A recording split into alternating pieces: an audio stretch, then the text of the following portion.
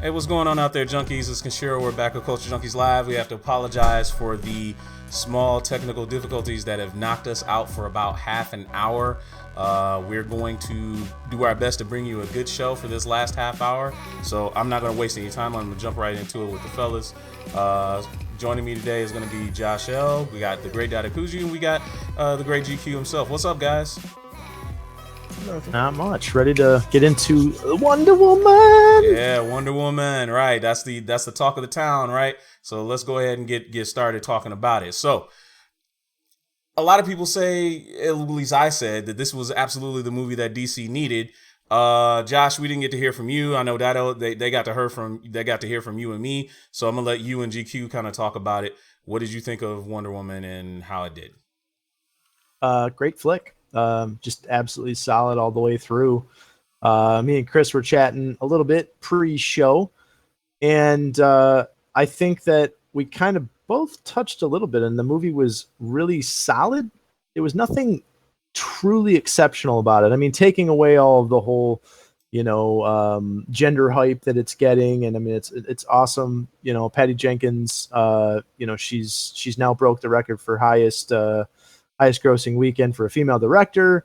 There's a lot of hype to be had as far as for the ladies. But just in terms of general cinema, I think that it was a really well made movie.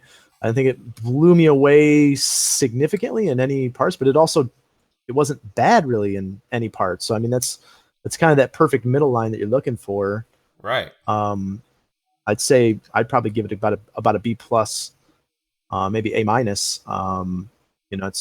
It's definitely up there with some of the better superhero movies, for sure. GQ, your thoughts? Well, everybody knows my dislike of Gal Gadot as the choice. From the story that they told, she did well. The issues I had with the film itself, though, is it kind of stepped on some of its own themes. Unfortunately, to explain that would give you kind of spoilers, so I'm not going to do. I did enjoy the parts on Themyscira. The Amazons were really well done. Mm-hmm. Last act, kind of, I don't know. It felt like the movie spent time, and the pacing in the first two acts was really well done. The last act, it's almost like they were like, "Oh wait, we're running out of time. Step on the gas," and they just kind of started throwing stuff at you, and felt rushed, sort of to an extent. It was almost like, "Okay, we've been building to this fight. Okay, the fight's on. Let's go and let's get it done, and we're out." That's kind of what it felt like, and I didn't like that.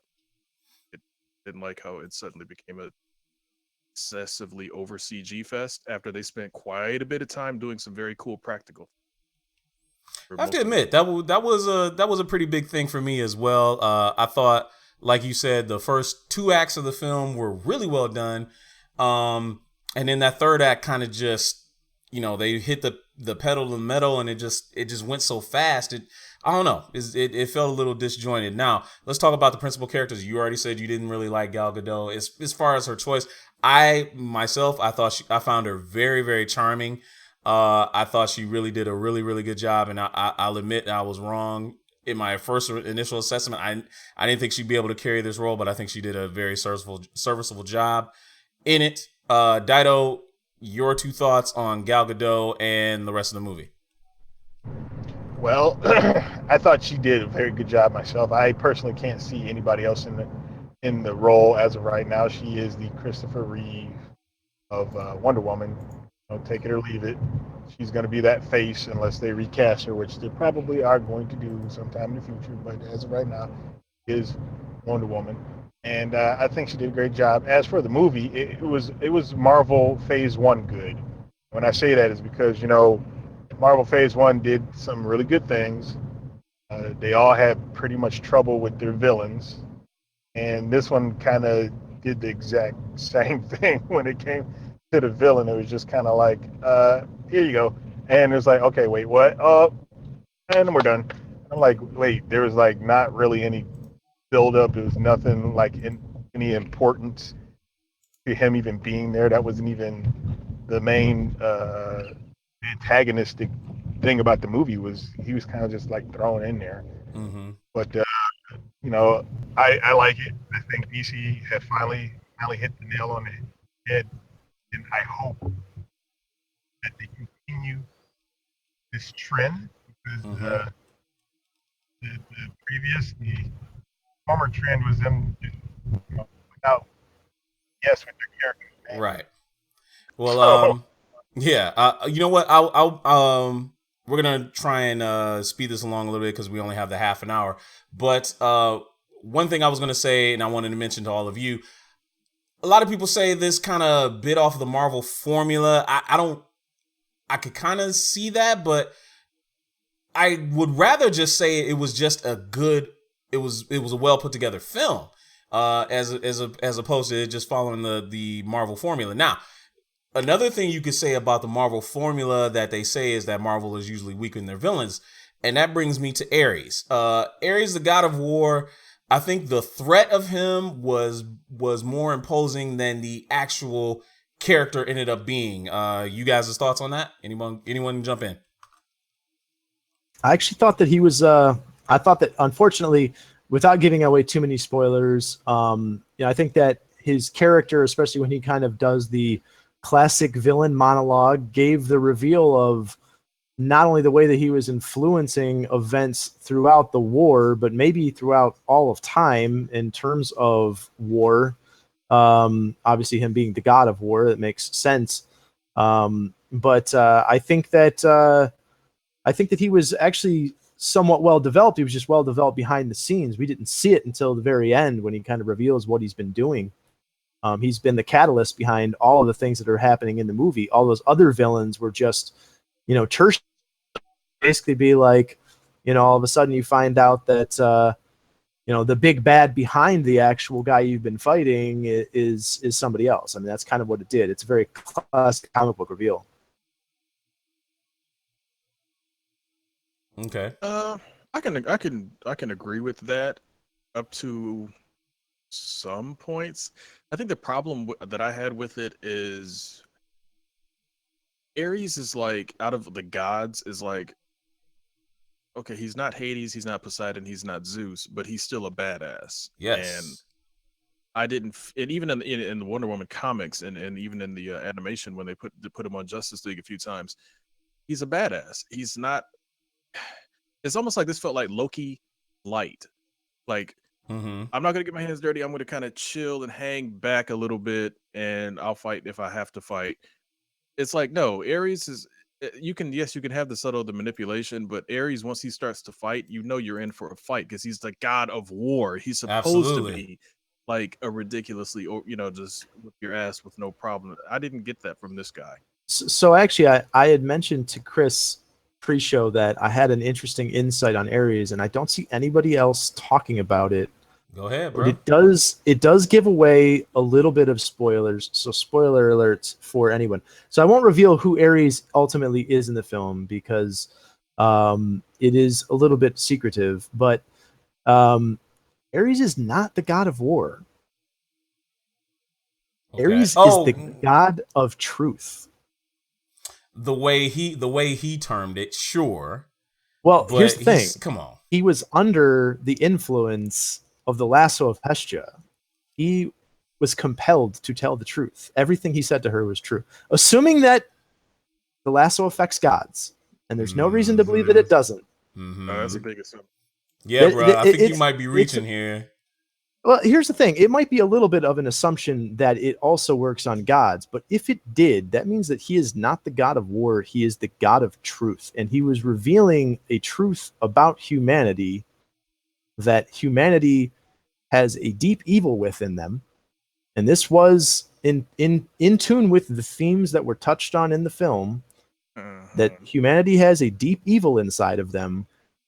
And if cultivated, that evil will spread. And if it is not fought, it will take over and ultimately win the fight between good and evil. I think that was very interesting. And as we see his subtle manipulations in the film, we realize that that's sitting back, and it's kind of like giving someone enough rope to hang themselves with. You know, it's that guy who is telling a lie, and you just let him talk that smack until he backs himself into a corner and, finds himself, in a real bad situation. I think that that's kind of what Ares did. He just planted just enough poison in the ear of just the right amount of people to cultivate war. That's a really interesting take, and I hadn't quite thought of it in that fashion. But, you kind of have a point to where, you're saying, as the story went, Zeus created man. But, when Zeus created man, there was always this inherent flaw, and Ares hated them. He wanted them to be perfect. So he said, let me expose this flaw and have them destroy themselves. And my father will see that, and then he'll repent, and he'll accept me and say that, hey, you're right, son. I should have listened to you, so on and so forth, wipe out all the humans and start over. He didn't do that. And it ends up killing all the rest of the guys. Now, that's the second problem I have with this film. How are they going to progress from this? Like, Wonder Woman does not have a really great rogues gallery to pull from. So you've got Cheetah and Silver Swan, neither of which that I really see carrying a film as far as an enemy. If they had kept the gods alive, or maybe Ares had escaped, or maybe, he didn't die, or he cannot die and they're always resurrected, it'd be a lot better. GQ or Dido, what do you guys think about, the villain problem that Wonder Woman might have moving forward? I never want to hear anybody say bad stuff about Marvel villains after seeing. But honestly, I think the issue, and here's one of the issues I had with the film in general. You have an ending that doesn't really coincide with what we've seen and heard in Batman versus Superman, because that was World War One. What the hell was she doing during World War Two? Yeah. And various other wars that all definitely happened, because the last thing we heard is 100 years ago, I walked away from mankind.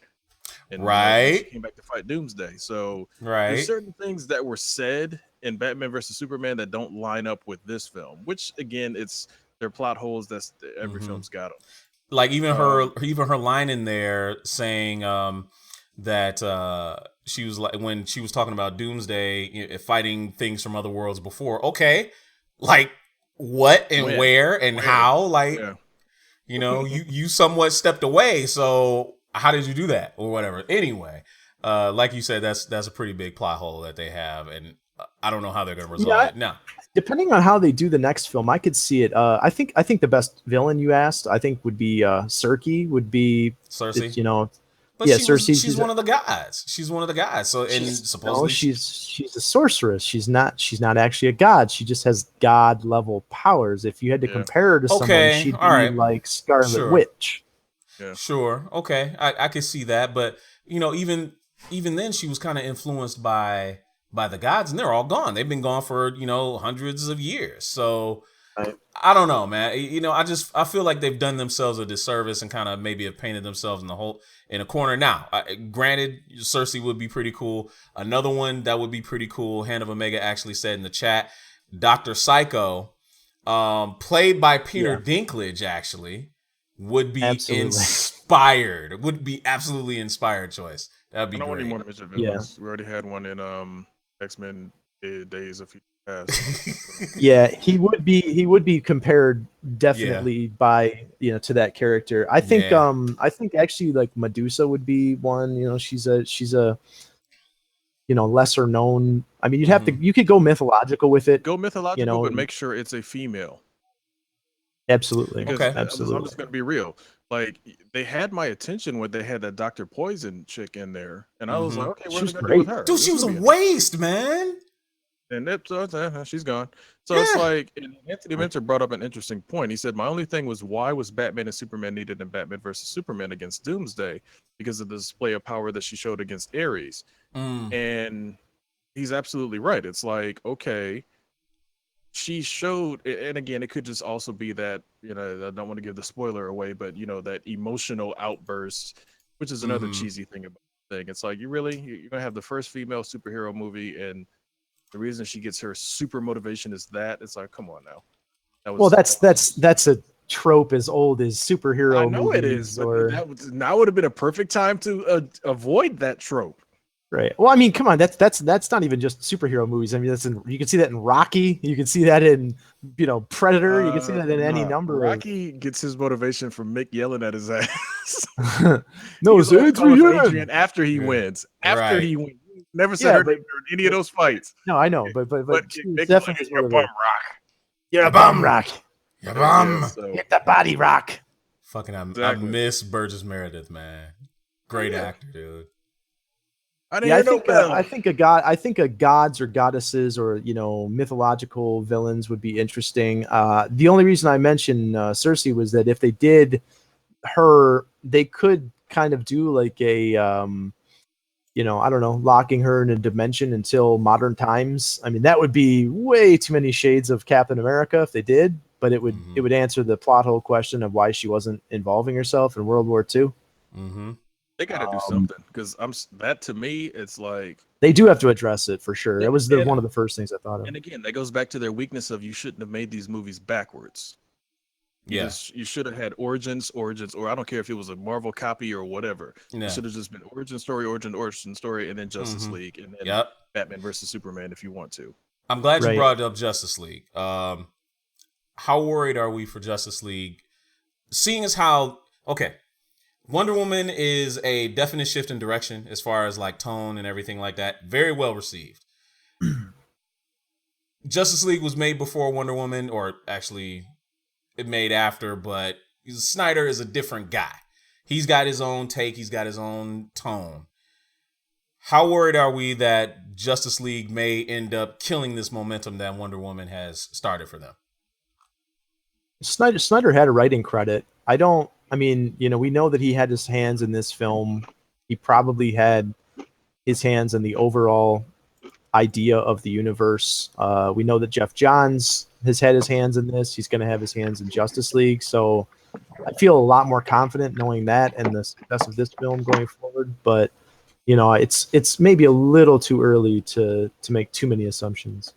Plus, I think also, just on the basis of Affleck being Affleck and Momoa being who he is, you could tell that dude is invested, like 100%. Like he's depending on how his portrayal of Aquaman comes off, he's gonna be Iron Man for DC. He's gonna be that guy that is just like, dude, I'm in this for long haul. I'm in this because I'm enjoying it or whatever. So if his Aquaman portrayal really picks up and is really, really, really well done, and then his movie is really, really good, he's going to be that one linchpin. Because again, Affleck, I don't know if he's getting tired of the role, or who knows if any of those rumors are true, whatever. He's too old. Where's Megatron? I mean, I need him in here now. That, and then also Cavill, he's going to have to do something different. So hopefully with him coming back from the dead in this film or whatever's going to happen, he's going to have to be something better than brooding Superman, because that's not the character. Right. It just isn't. And if Momoa can make Aquaman a badass and somebody that you can actually get behind and make you forget about all those Cartoon Network like parodies of him, he's going to be the new Iron Man. Mark my words. Let's not sleep on the Flash. I think if I had to compare him to someone, he's going to be more like a Wolverine-esque. He's going to be the people that people really love to see in those X-Men films. I mean, obviously people love Batman. A little too much in my opinion, but whatever. I feel like we're really discounting how well received Wonder Woman was. I mean, the movie aside, the movie aside, I mean, it's critically blowing up. But I mean, my feed on Facebook, Instagram, you name it, is just women going nuts about Wonder Woman.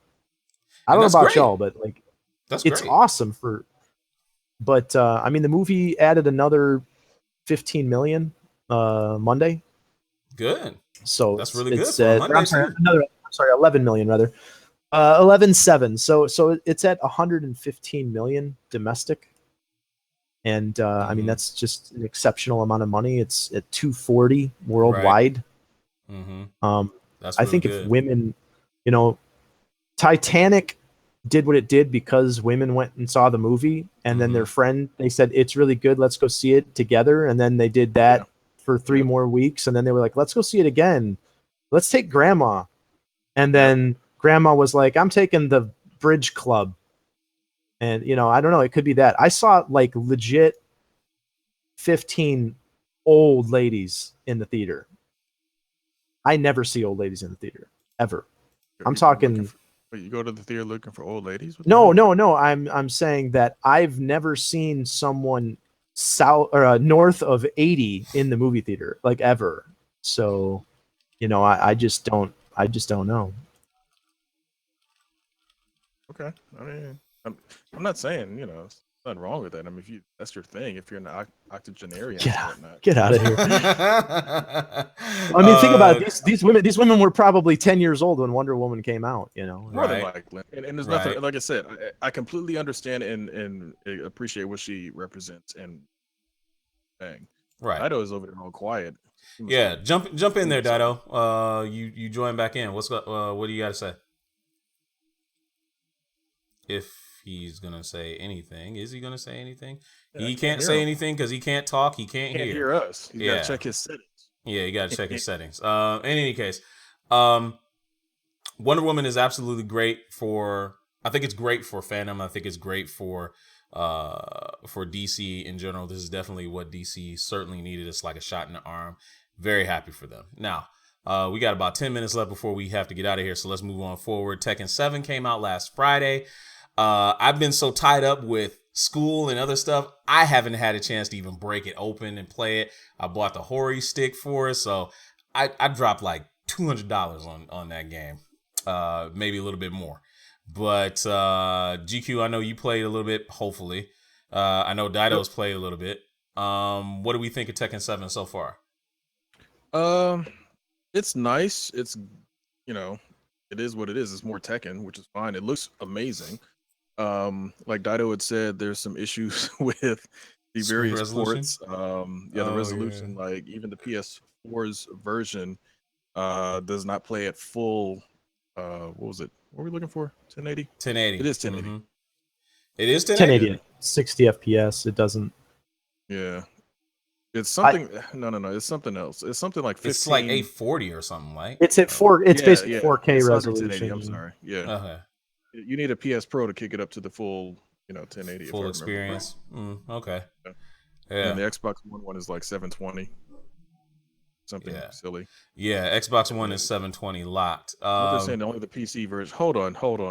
Let me jump in real quick. Anthony Minter, Tony Minter is saying that they can name so many strong DC villains that can carry a movie more than Marvel. Only problem is you listed Lex and Joker, and DC lately has kind of crapped on both of them. Yep. So that's kind of a no on both counts. Well, I mean, I think that the Joker was well done. I mean, that's a matter of that's a matter of perspective. But the fact of the matter is that he was mishandled narratively. That's no one is arguing. No, Heath Ledger was amazing. Heath Ledger was great. Leto's team was silly. No. I wasn't feeling Jared Leto. I'm sorry. So Jared Leto's could have been so much better if, I don't know, they let him have half the scenes that were deleted. Right. Yeah, that was a matter of narrative choice. So, all right, let's get back on task, boys. Tekken 7. Yeah, Tekken 7. Tekken 7. Well, Tekken 7 will be on display and full on competition this Saturday. Yes, at our game night. We're gonna be grilling. We're gonna be cooking, playing Tekken 7 amongst some other things. So I'm ready and willing, raring to go. Black Manta could be pretty cool, but I don't know. I do have those It's specs, got by the way, black in if you there. want me to spit them off here. Oh yeah, It's go ahead. it's 1280 by 720, aka 720p, Right. 60 For FPS on Xbox One Okay. and the Xbox S. So then Ooh. it's up to 1536 by 864, which is slightly higher resolution on the standard PS4, and then it pops up to full HD 1920 by 1080p at 60 frames per second on the PS4 Pro. So get yourself a PS4 Pro or PC Master Race if you want full high def. I've never. I mean, I guess there's really nothing you can do about that. I guess I'm wondering why that happens to be the case, but I guess since they're designing for the higher resolutions, they kind of have to squeeze things down and make it work. Otherwise, it's going to look like crap or not play it as seamless. I guess they had to make a decision. Either let it play at 60 frames per second or lock some people at 30 frames per second and hear a bunch of bitching. How about now? How about now? Yeah, we I can hear hear you. you. Yeah, look at that. Yeah, look at that. Good gosh. All right. About time. Gonna get in but talking about Tekken. Yes, Yeah. Tekken 7 here is good. Despite the resolutions of what you got, it's a great game. All the systems, whatever system you got, get it, play it. If you want to see me play it, I stream it on the Culture Junkies Twitch. Coming soon to you on YouTube and Facebook once we get that set up. But right now, Culture Junkies, twitch.tv/Culture Junkies. You can see us play that. We will put things out in the Facebook whenever I go on live streaming, just so you guys know. Yeah, that game thank you is for that. ridiculously gorgeous, though. I mean, there's no question. It is Yeah, I have to ask. I have pretty to ask GQ. How's your boy? How's your boy in Tekken 7, man? Overpowered. I mean, he's. It's like I'm serious. It's like I went into what was it? They call it treasure battle or whatever. Remember how they used to have ghost battle where you basically just fought the computer and picked up treasure chests and yeah, they basically brought that back. I took Akuma in there without even played him in practice mode for a couple of moves, and then went into battle mode with him or treasure battle. It racked up like 50 wins like right off the first try. So I'm like, wow, okay, Jeez, I'm dude. good at Tekken, but I'm not supposed to be able to just run through everybody. I'm just playing. I'm playing him. It plays too much. Like my Street Fighter went into me, and I'm like, you can't necessarily play him just like a Street Fighter character because it's like a cross between. So he's still mapped to 4 buttons though, right? With he's mapped to 4 buttons. But Fireball and the Dragon Punch is overpowered. OP. Yeah, it is. Give him that stuff. I expected as much. I expected pretty much as much. There's rumors that they're going to be putting other Street Fighter characters in there as DLC because they canceled cross Tekken cross Street Fighter. Mm-hmm. They suck, but I'll take it. Yeah. So you might see other Street Fighter characters. Right. So we got like 5 minutes left. I was gonna go over kind of some of the stuff that's going to be coming out this week, and maybe some news and notes that we kind of talked about. Some sad news for those of you that may be fans of it. The Power Rangers only pulled in, what was it, $114 million worldwide. Like that's all it got for the entire world. And seriously? Yeah, and Wonder Woman bodied it in one weekend. Like I get that, but hold on. Like 114 million worldwide. No, 40. Yeah. 140 million worldwide. That's That's bad. That's pretty really pathetic. bad. With the production budget of 100 million. Yeah. well, that's enough to get a sequel though. No, Yeah. I think not. Straight to DVD. You know what? You know what's going to Disney get that movie a sequel? Something like that. You know what's What's going to that? get that movie a sequel? What's that? Toy sales. Toy sales. Yeah, please, Dude, man. I've Toy seen- sales I've for that seen shit. Come on now. Right. If the toys sell, I'm telling you. Goldar is just a big plastic piece of turd. Glob of gold. Turd gold. Dude. Come on, Because that's man. exactly what it was in the movie. That was Well, it's the Right. most successful Garbage. Power Rangers out of 3. It beat the one that we watched as a kid. Really? Power Wait a minute, Rangers. hold up, man. Hold up now. Really? Hold up. Now, is that adjusted for inflation now? Come on, man. I That's can't adjusted imagine for that the inflation. original Mighty Morphin Power Rangers made 38 million. with Now, inflation. that movie didn't make That's- like bank. That's 1995, but Really? we're talking. Really? We're talking 1995. Hey, guys, we're old. Yeah, no, I'm just talking about that. It didn't make that much money because that's just very surprising to me. Yeah, it is, man. I mean, Transformers the There's movie didn't make that there's much no money. numbers on the production budget for that movie, Okay. but I can't imagine. But we're talking 95, so let's say that movie cost $20 million to make. Okay, but would you rather watch that or would you rather watch the new one? Well, I saw that one in the theater. I love that movie. Oh yeah, I saw that one in the theater too.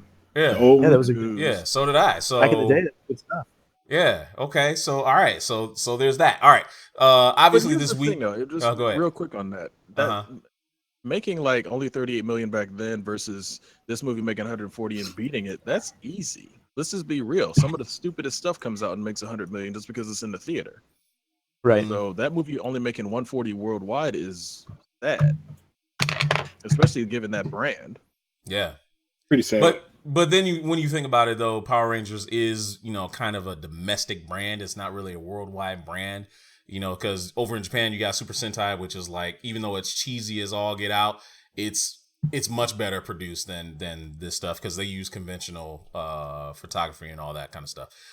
Moving right along, out this week is going to be The Mummy in the theaters this Friday. How do we think that's going to do launching the dark monster universe of Universal Pictures, what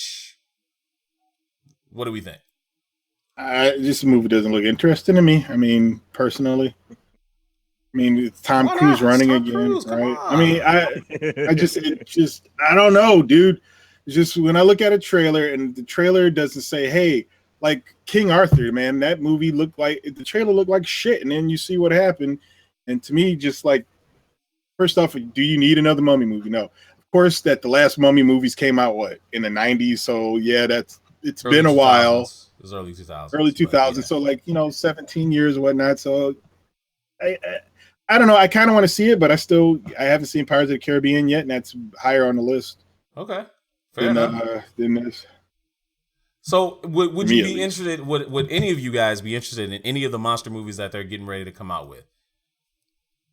Depends on what they're going to come out with. I mean, this Mummy looks like it'll be a fun action flick. I mean, it could be great. I don't know that it's going to be great. It's nothing in the trailers telling me it's going to be spectacular, but it looks like it's going to be a fun Tom Cruise action, set piece. I'll go see that flick. I mean, I don't know that I'll see it in the theater. I don't know that I won't wait for a matinee, but I ain't going to be there opening night or anything. But I wasn't there opening night for Pirates, and I want to see that too. I feel you. Okay, I'm gonna put it this way real quick. I'm getting tired of seeing Tom Cruise in a white shirt running around. Tom Cruise running. He's been doing this since 1985. Right. Absolutely. You look at that trailer, and it's just like, why are you telling me all of these narrative points? Right. Dies and that. It's like I didn't even know any of that. Dido, what in the hell are you doing, dude? What the hell are you doing? You cleaning your keyboard with I'm the brushing mic on? my Come keyboard. on, dude. I forgot that it makes with a noise. We can hear Come all on, dude. You're just ruining the whole damn show, dog. Go ahead, finish your thought now. I realized it was that long. That trailer just tells too much, in my opinion. So I mean, I'll go see it because again, I want to see what's going down. And Russell Crowe, I want to see him play an old professor character. But other than that, I mean, not just a professor character, Dr. Jekyll. Dr. Jekyll. Oh, he's supposed to be Dr. Jekyll? He's going to be Dr. Jekyll, yes. So, is it because that man is actually like Dr. Jekyll and Mr. Hyde in real life? Yeah. All you need to do is just give him alcohol instead of that magic potion. And just, don't be telling everybody's reporters. Business there, Josh. Don't do that, man. Anyway, so we're going to go ahead and get out of here.